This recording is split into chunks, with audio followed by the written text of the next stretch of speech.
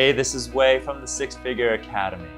And not too long ago, April 11th to be exact, an incident happened on a United Airlines flight where a 69-year-old man refused to give up his seat when asked by the employees of United Airlines to vacate his seat of an overbooked flight to make room for some employees or flight crew members of another flight of United to take his seat to go to where they needed to go.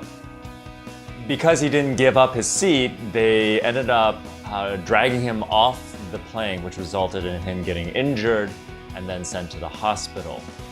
The social media community was in an uproar. CEO tried to respond, and that created added more fuel to the fire, and quite frankly has become a PR nightmare for United Airlines.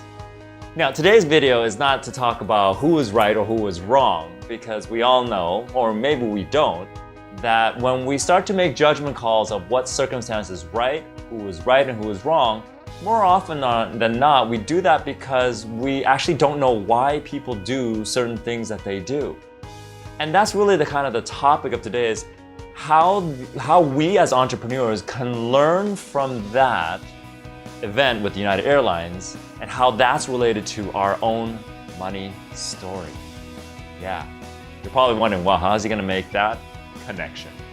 Because here's the thing, okay? We often look at these circumstances, and it happens all the time in the news and the media and everything, where we're boggled by how people can actually make those decisions. I mean, one of the first things I said was, don't these people know, who engaged in the violent extraction of this 69-year-old man, don't these people know that almost everybody is a walking camera with their phones and everything, and that this would be somehow in some form or manner be captured and then shared on social media? You know? And then the other question was, don't these people know that no matter what the circumstances, hard, violent, physical methodology of extracting or applying a result that they weren't getting is probably not the best way to handle things? Okay? But we ask all these questions why, and we try to understand why. So when we don't know, then we just end up going to say that's right and that's wrong. Now, what I'm going to talk about today is to explain a little bit why people do certain things they'll do that defy logic or societal expectation of how one should act or behave, and how that relates to the particular money circumstance or the money story that you're running to create the financial circumstance you're in today. Interesting, right? Because here's the thing. Let's hypothetically say that the person that is telling this individual to get out of his seat, okay, say you must get out of this seat because we have the right to tell you or to move things around because of whatever the fine print is when you bought the plane ticket.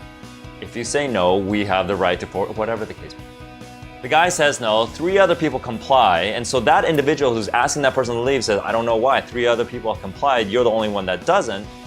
All of a sudden, something may have been triggered.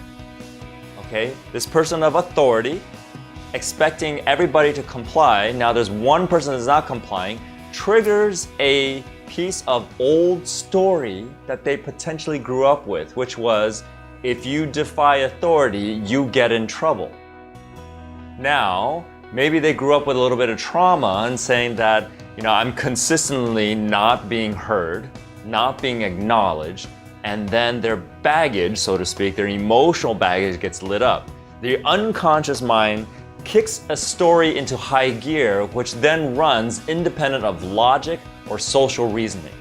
In which case, the person who has that authority says, well, I'm just going to pull you out. You're being defiant, not being compliant, and this story that I'm running unconsciously is now kicking in gear and I don't even care anymore.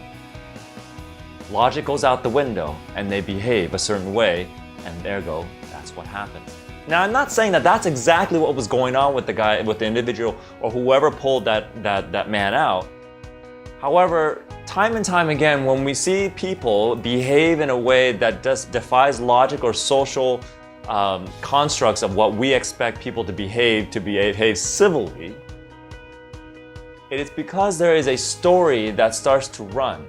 And if that story has been running all their entire life, when triggered a specific way, then guess what? Why would the person do anything different?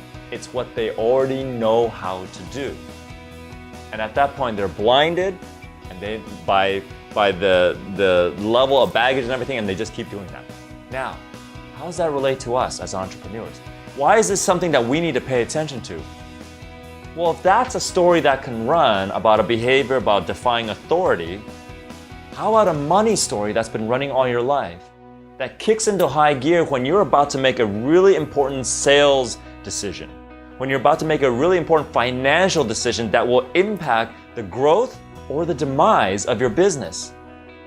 If all of a sudden that money story kicks into high gear, all logic, social expectation, constructs, and rules go out the window, and then when all the dust is settled and the story has run its course, you're now looking at your financial circumstances like, oh crap, it happened again.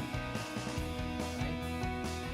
But it all serves a purpose on some level, and so that's why it's so important to pay attention to the stories that you have running. That's why it's so important to always have some level of mentorship or coaching in your life, someone to reflect back some of the stuff that you need to continually work on to evolve and grow as a human being. It's not just about physically growing. It's not just about learning stuff at school. It's also about developing your EQ, developing your energetic growth, developing your entire being on a holistic level to grow as an entrepreneur, to be as successful as you can.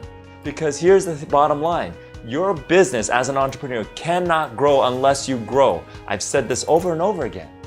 And so one of the biggest takeaways that I got out of this whole event that's been going on, but aside from the fact that, wow, that was pretty amazing why anybody would do that, is also a reminder of how important it is to get our stories handled. And in the scope of the Six Figure Academy, more importantly, the money story, so that you don't have it kicking in high gear when you need to be making the best decisions possible to reach that next level of financial success. Interesting, right? Just thought I'd share that with you. And if you find somebody who's talking about it, thinking about this whole United Airlines passenger thing, share this video, especially if they're an entrepreneur. Use this opportunity to bring to light something that's really important. We do this for all of our clients and all of our students and everything. Address that money story so you can start changing your financial circumstance. Cool, right? Well, make sure you like us on Facebook, subscribe to our YouTube channel, follow us on Twitter, and if you really realize that you have this money anxiety piece that you want to let go, get our free guide. I've written one, given it out to anybody who wants it. Go to go.thesixfigureacademy.com and then just download it there and you'll be ready to go. So what are you waiting for? Let's get that story handled. Most importantly, that money story handled, and all the other stories in our life that are keeping us from where we want to go to create the life that we crave. See you in the next video.